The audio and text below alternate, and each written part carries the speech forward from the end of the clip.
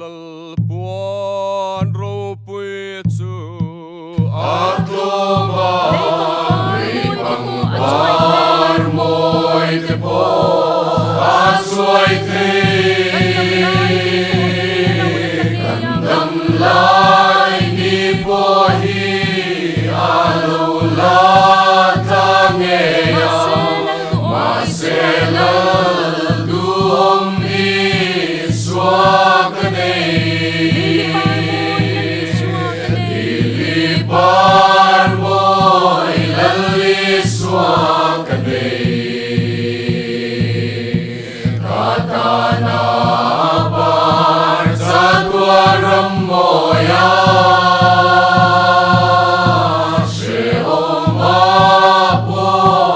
amanilom pui fova lili par moi lalli swakane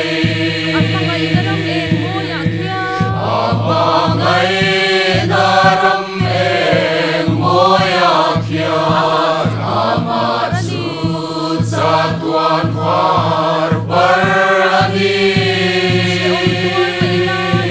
se om tuar maila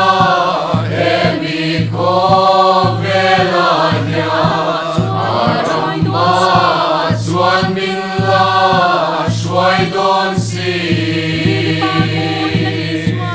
ili par moi lalli swakane katana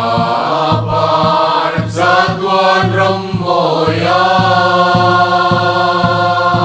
she oma po amanilom pui fova lili par moi lalli swakane tuna chapin rumri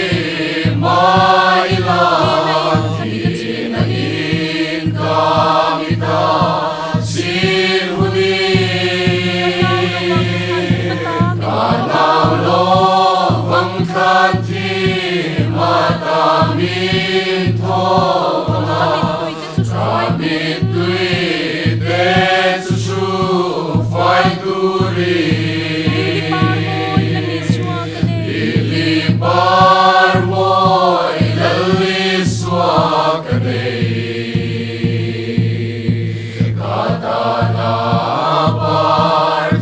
Tuan rammoya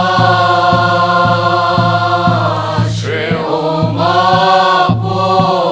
amanilom pui fova lili par moi lalli swakane kancian du ten he ko velaya